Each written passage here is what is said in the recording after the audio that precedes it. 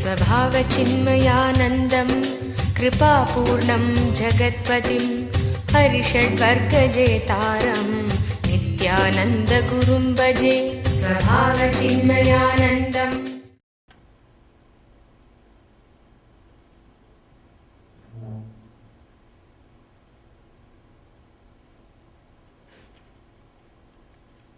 All right, I'll answer few questions which can really add to some more clicks. Somebody very intelligent, just empty card.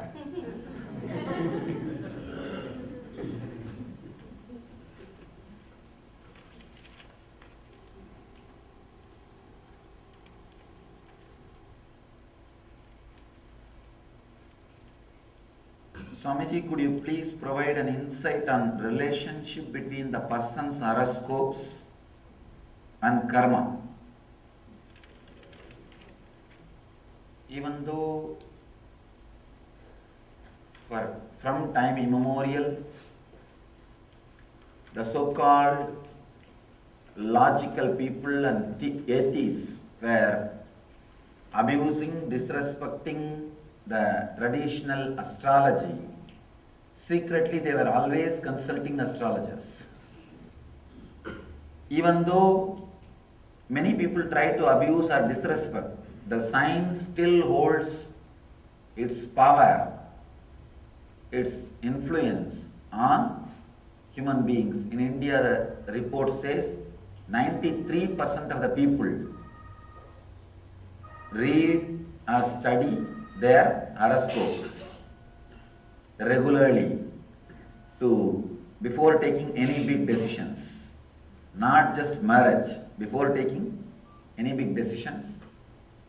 Surely there is a science behind it, even though as usual anything which expands certain limit, goes beyond certain limit, will lose its originality, will start getting diluted.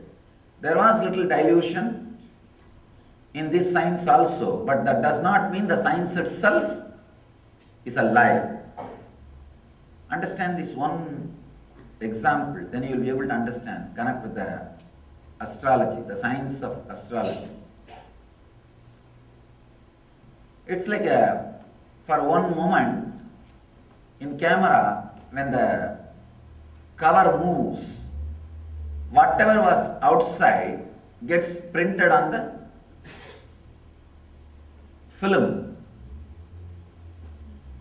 Then you can develop that film, it will become photograph. Second time, you can't use that same film. What first moment, what gets recorded, only that will be there in the film. Same way, the moment you come out, the moment your consciousness enters into the body, the energy level of the cosmos gets printed in that consciousness. Your inner space gets a print of the cosmic energy level based on the time of the birth and the position of the 9 major energy centers. I wanted one more understanding to be internalized by you all. The astronomical planets are not astrological planet energies. Even though number may be same, the astrological planets are energies. For example,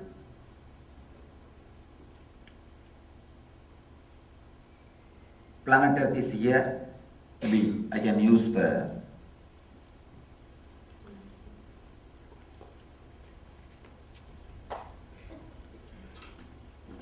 paper to draw and show you. This understanding will really help.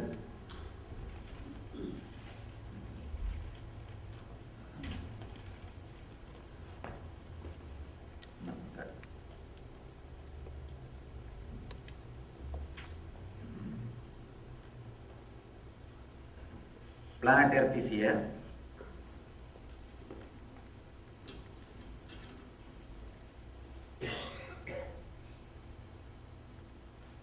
This is Sun. Different grahas are there.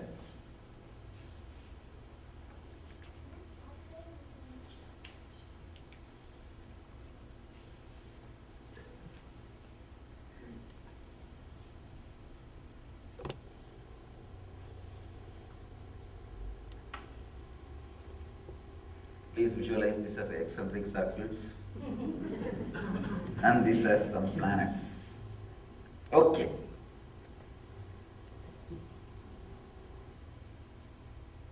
This is Sun.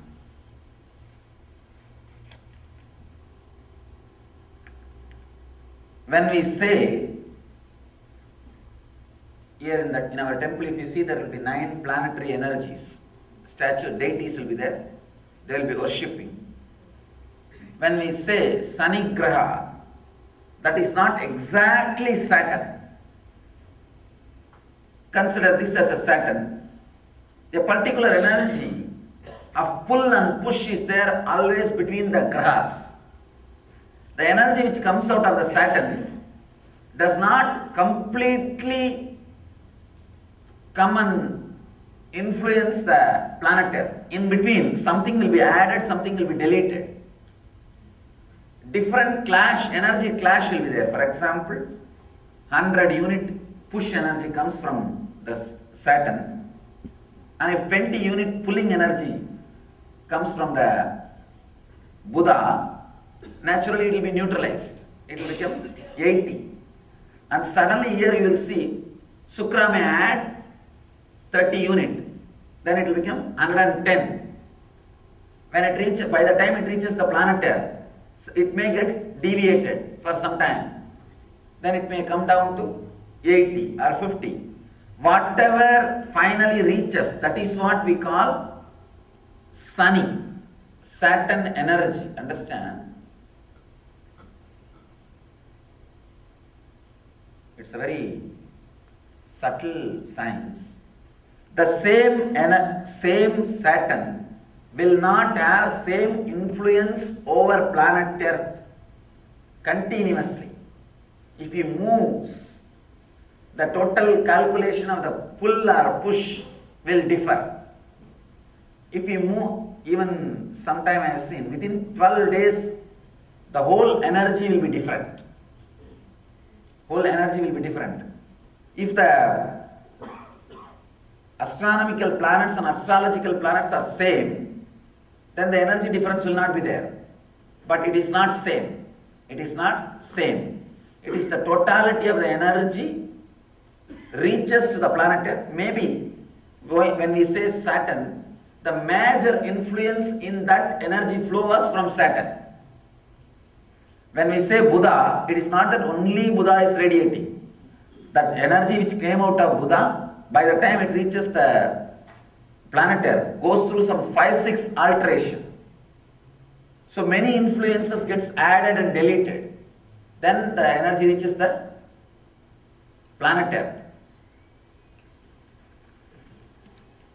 The different energy positions clearly decides the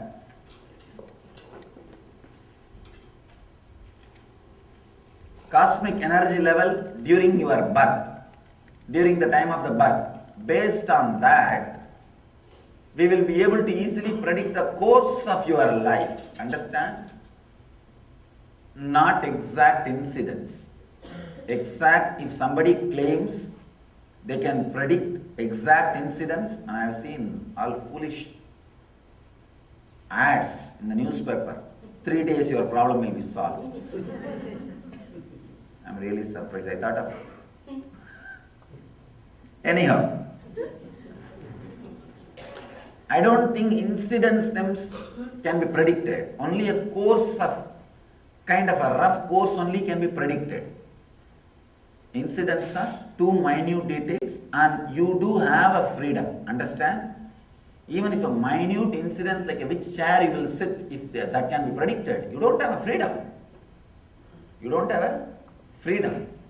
You do have a freedom whether you have a freedom to decide whether to sit here or not, or listen here or not, or understand or not. All those things you have a freedom. Maybe the major actions, major course, like whether you will become enlightened or not, maybe those things can be predicted. But the small decision, only principles can be predicted, not the policies. Policies, you have an individual freedom.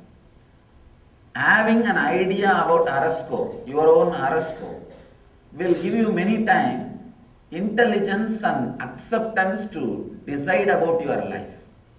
Intelligence to make decision, acceptance about the inevitable things. So according to me, a seeker should have little bit basic intelligence about their own horoscope. Better to read some books and have an idea than going to some person who is new, who doesn't know. In those days, fortunately, we had family astrologers.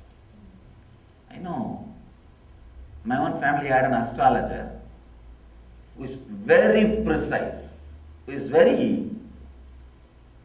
One more thing, if that guy is a family astrologer who knows completely your family, then he can interpret the energy flows. He can easily interpret and guide you. He can be a counselor also, personal counselor also. We had a fortune of having that kind of an astrologer who is professional, who is an experienced astrologer, who knows the science, above all, knows the family well. So, easily can do the job of counseling. At least, whatever I heard from my parents, not even once his prediction failed. His prediction failed. It's very surprising. It's only one prediction failed, that he predicted that I will die at the age of 80. I took sannyas. That is the only thing failed. Of course, sannyas is practically rebirth. Otherwise, such a precise knowledge. So try to read one or two books. It will really give you an opening and glimpse, and it will be really exciting. When I started studying, it was very exciting. You can play a lot with it, because there is the astrological sutras actually encourage your visualization and power to connect things. It really helps you.